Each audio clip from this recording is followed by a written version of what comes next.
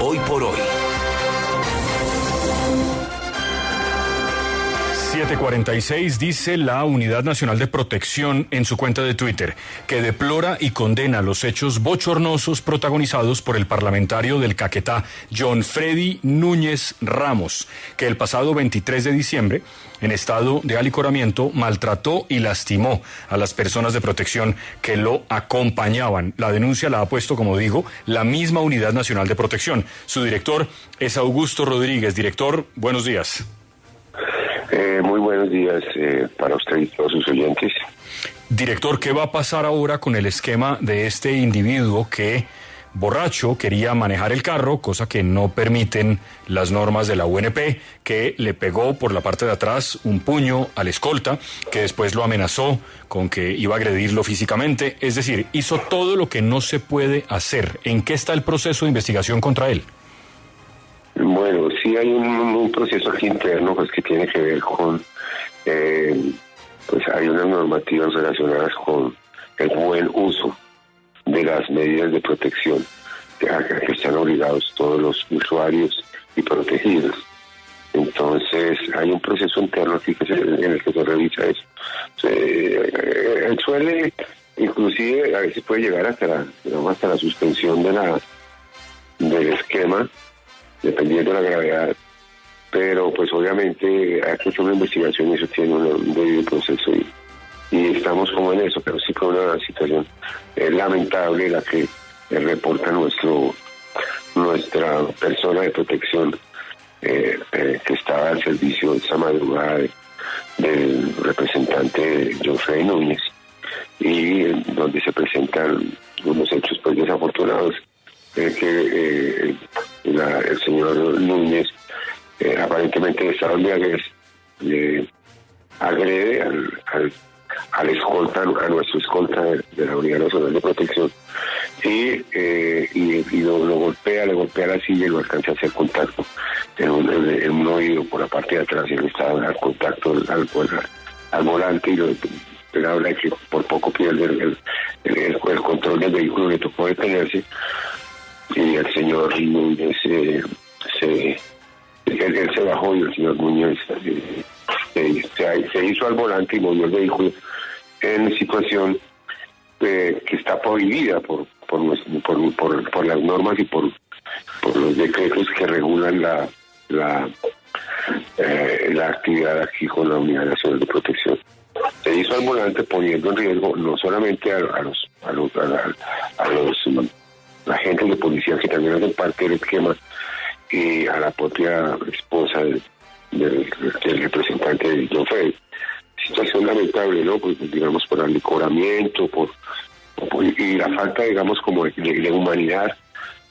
Personas que están trabajando para cuidarnos, para proteger nuestra vida, que están dejando sus familias, que en estos días de Navidad deberían estar junto con sus familias, en las noches y en las madrugadas, nos están protegiendo, y se presentan cosas como estas que son denigrantes, y que la Unidad Nacional de Protección pues sí no puede pasar digamos sin hacer la queja y la condena a ese tipo de cosas, porque es lamentable, ¿no?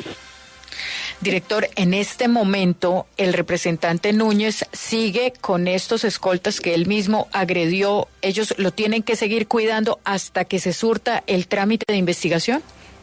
Sí, así es. Nosotros estamos en este momento en la investigación. No tengo en este momento presente si el escolta regresó, o si está digamos, aún con el esquema, pero pues indudablemente que para su protección estamos dispuestos a relevarlo de la protección de este representante, y estamos en la investigación. Nosotros abrimos investigación el día de ayer. Pero digamos que al final él podría perder el esquema de protección, porque pues alega que es un congresista de las curules de paz, está en una zona difícil de conflicto, o simplemente le asignan un nuevo escolta para que en un año, en las próximas fiestas, se vuelva y se emborrache y haga lo propio. Sí. Estando en una zona difícil, como dice, su comportamiento debería ser ejemplar. Él es un representante de la Cámara, ha sido elegido por la voluntad de muchísimas personas y su comportamiento debe ser acorde con la dignidad que hoy en día ostenta.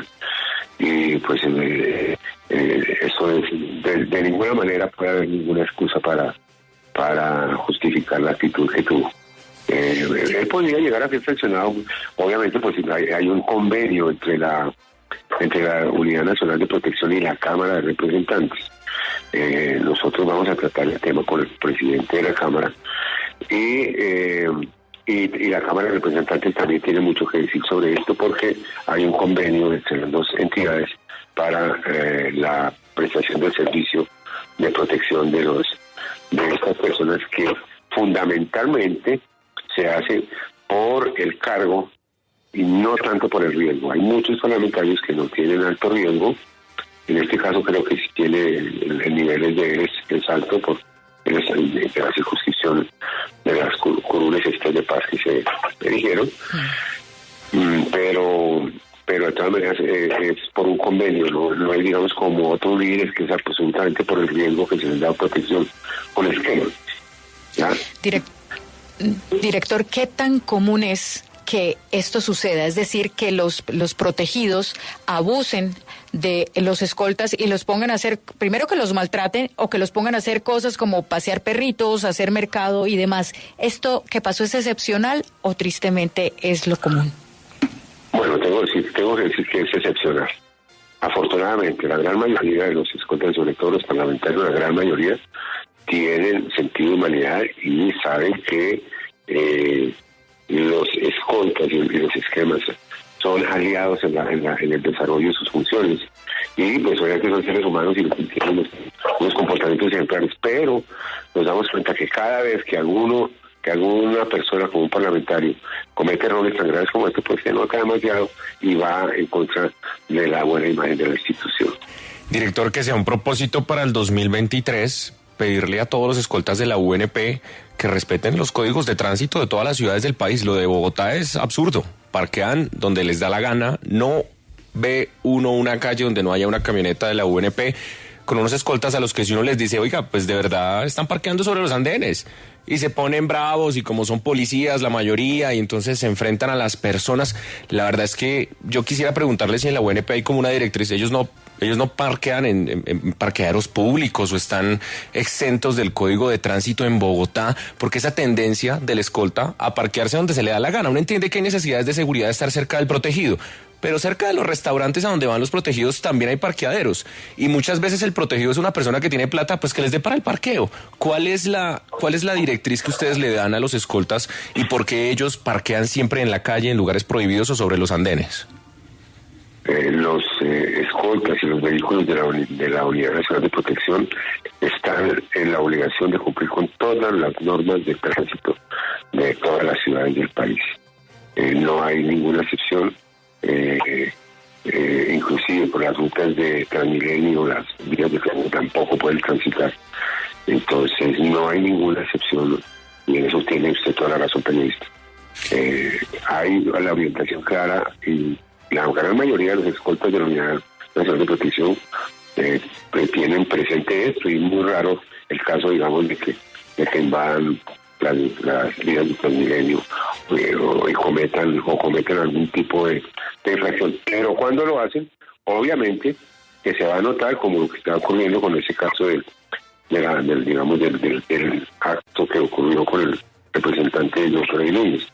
Se nota demasiado y va en le hace daño a la imagen institucional, como decía, de la entidad respectiva, tanto de la Cámara, en el caso de él, como de la Unidad Nacional de Protección en otros casos cuando infringe las normas de tránsito. Sí, finalmente, director, para no molestarlo más, ¿sabe usted que fue tema nacional hace un par de semanas lo que pasó con el señor Manuel Antonio Castañeda, el señor conductor de una camioneta de la UNP que fue capturado con 168 paquetes de cocaína en el Cauca? El señor dijo muchas cosas, que él, por ejemplo, transportó a Matamba, que en la fuga de Matamba también participaron agentes de la policía del Gaula y de la policía de Bogotá. ¿Qué ha pasado con el señor? ¿Ha seguido hablando? ¿Qué más ha dicho?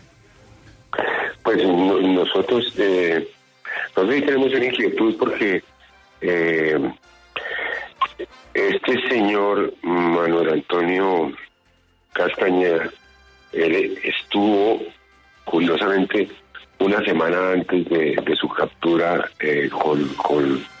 con lo que aparentemente era clorhidrato de cocaína, estuvo hablando con nosotros señalando una serie de irregularidades que se habían cometido. Habló de cómo él había sido beneficiado con el alquiler ilegal de todo un esquema de la Unidad Nacional de Protección, y el cual lo tuvo durante más de un año. Esa intermediación la había hecho, según sus palabras, un presidente del sindicato de la entidad de la Unidad Nacional de Protección, el señor Wilson Devia. Eso está, digamos, en los hechos que tiene que investigar la Fiscalía. Pero lo que me preocupa es que yo hablé con la señora vicefiscal y nos habíamos comprometido a que se iba a hacer una mesa interinstitucional para denunciar, digamos, la información que nosotros manejamos. Tenemos un poco de información que él nos dejó, nadie nos la ha recogido. La señora vicefiscal Marta Mancera, yo le dije que había lo que nos interesa a nosotros, que es los vehículos, porque hay un problema del mal uso de los vehículos y el problema de la carterización. Pero, director, yo sí le recibo esa información. Cuéntenos. Pero con todo, mejor dicho, ¿a dónde hay que ir? Yo le mando pues ahí salimos, 5 periodistas. Hay otras cosas que no tienen que ver con los vehículos, porque ya esto pasó a la cocaína y eso, bueno, sus pacientes o la fiscalía respectiva pues asumieron allá desde el Cauca. Pero otros delitos que el señor comentó que habían ocurrido, como el caso de la fuga, el aparente, según sus palabras, secuestro del señor Matamba y luego su asesinato, porque según sus palabras, al señor Matamba no murió en un enfrentamiento, sino que lo tenía en una finca y aparentemente lo dieron de baja. Es decir, lo mataron las personas que lo tenían retenido. Entonces habla, digamos, de la finca frente a Doradal, en el municipio, en el corregimiento de Doradal, frente a la hacienda Nápoles. Allí lo dejó él, según eso, así como dice usted, la escoltada estuvo de unas personas del Gaula. Él dice haber entregado ya al señor Matamba y luego al día siguiente se enteró por la televisión, dice él, al ver la imagen, que esa era la misma persona que el día anterior él había transportado. Y bueno, pues allí se presenta toda esta situación.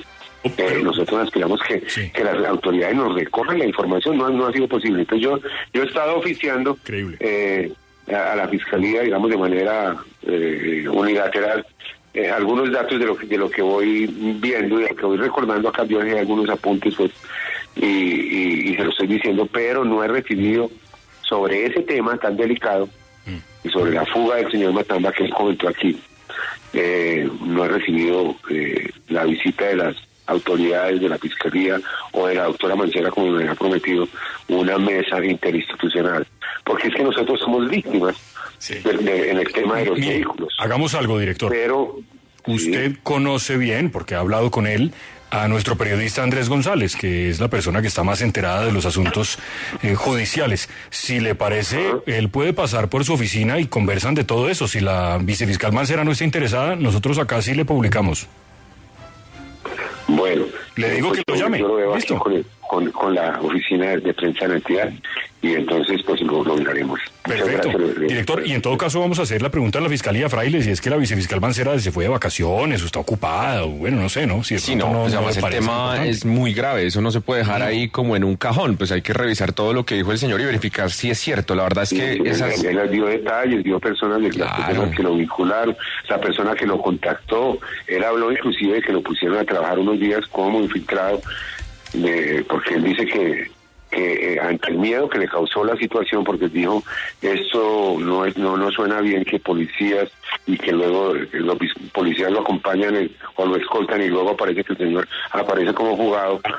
Entonces él quedó con la duda y dice que se puso en contacto con la Embajada de los Estados Unidos, hizo contacto con la DEA y con la fiscalía, y que lo tuvieron trabajando un tiempo, infiltrado dentro de la organización para averiguar, y que logró averiguar varias cosas relacionadas con altos oficiales de policía y ejército metidos en este proceso. Sí. Eso lo entregó allá. Bueno, pues esos detalles deberían, pienso yo no soy un juez, que debería No, pues, por favor. La fiscalía interesarse un poco y ya haberlo recogido. Sí, por acá me Estoy está... haciendo digamos, como le decía, estoy haciendo algunos oficios a la fiscalía pero sobre todo lo que tiene que ver con los vehículos, que a mí me interesan fundamentalmente los vehículos, pero también es mi obligación como ciudadano informar la otra información o entregar la otra información que dejó No, por favor, como dice Fraile, para que lo verifiquen las autoridades competentes, la fiscalía y luego finalmente un juez, pero que se haga por lo menos la labor de investigación, que es lo que tiene que hacer la fiscalía. Que Andrés González que él le lleva el café, director, que él lleva el cafecito y un juguito de naranja hasta ahora.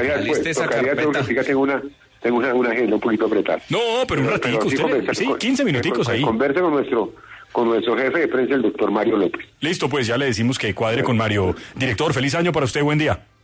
Igualmente para usted y para todos sus oyentes.